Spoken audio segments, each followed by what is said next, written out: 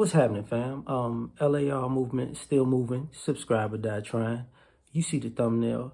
The next round of gentrification. So, this came from an article from NPR.org, December 28th.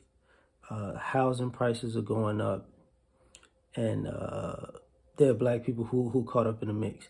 Some have sold the houses, and some have kept the houses. And this comes from the parents. So you've got a young man who family sold the house. I want to say in the DMV, DC, Maryland, Virginia, if you don't know what that means. That family sold the house. Now they're living in an apartment, and he's finding someplace to stay. And it was like a 7-bedroom house, and they sold it, because of the whole nobody wanted to pay the taxes on the thing. And now the young man is like, I think he's like 25. He's like, we should have never sold the house. I mean, because I'm guessing somebody took the proceeds, but they're living in an apartment. I've seen this happen before. There's another young lady who father left her money when he passed, and I think 2 properties. And what happened was she blew through the money. She kept the property. She kept one as a rental, and now she winds up now she's living in the last property, and they're gentrifying the neighborhood. Now she's the only black person on the block, but she didn't want to go back to the house at first. And then you have a third lady who I just realized this. They kept saying grandmama's house, but I think 2 of the houses come from men. But anyway, I think. And the third lady, she got a home, I want to say from her father. And what happened was he bought it, or it was bought for it was bought for like $26,000. And then she wanted to sell it for like 200 something thousand. That might be the DMV. And she called a realtor. I'm guessing the guy was black. I'm not too sure, but he told her don't do it. And now, 6 years later, I want to say, the house is worth $1.2 million. And now she's like, if I sell it to somebody, I would like to sell it to somebody in the family for market value. Like, market value? Really? That's not going to happen. That's not going to happen. And then, so then I thought about it as in, I've seen this play out so many times. Here we go again. I got a family member who did the same thing, sold a house to a family member. The family member sold the house and bought a truck, started living in a townhome, and bought some jewelry, and basically, sold a 6-bedroom, 4-bathroom home. It's ridiculous. And then had a child at the time. And now he's dead. And now his widow and his child don't have any place to stay, and nor do his grown children, have anything to inherit. But he got his jewelry and his truck, whatever. And the story happens over and over again. And then now you got people talking about, don't gentrify the neighborhood. But here's the problem.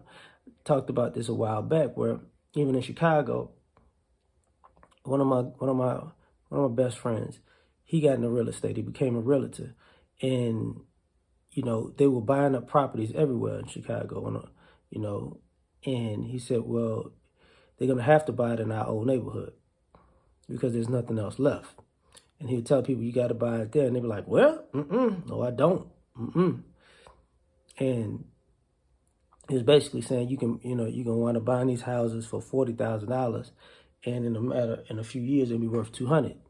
Guess what? Now the interesting thing about it is,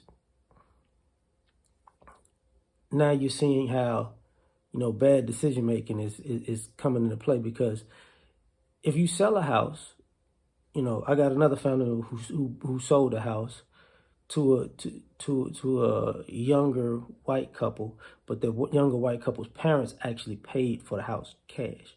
So that family member took that cash and paid for another and bought a whole nother house with that cash.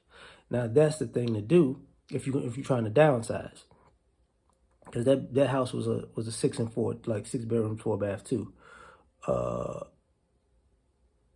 And what happened was, you know,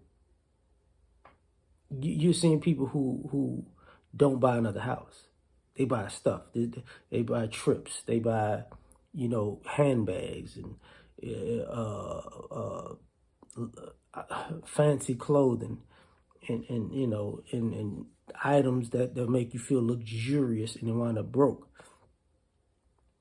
A lot of raising in the sun, running off with the money type hustling. If you ever seen a play / movie, you'll know what I'm talking about. But then you're saying don't gentrify the hood. Well, why shouldn't you be prepared to get gentrified if you're not doing anything with it? And shouldn't you be prepared to sell and move to somewhere with that money? Because if you're not buying another property with that money and you just think it's gonna be party time, you're gonna wind up broke. And this is part of the thing about quote unquote generational wealth. If you're selling something, don't wind up selling a house for $200,000 and trying to move into a neighborhood where all the houses are $300,000. You're stupid. You know what I'm saying? So now you getting into an apartment. You better know where you can go if you take the money off top. So the next round of gentrification is now, because like in New Orleans East didn't turn real shoddy, right?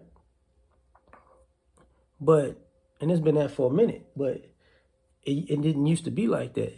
And they basically took everybody from the city, gentrified them, bought their stuff after Katrina and moved them to the East. And now the East became kind of like the hood. Not kind of, but the hood. So now you took that mentality, and this happens every 30 years. Every 30 years, the hood's over here, the burbs or the nice parts over here, that gets old and tattered. They move to the hood.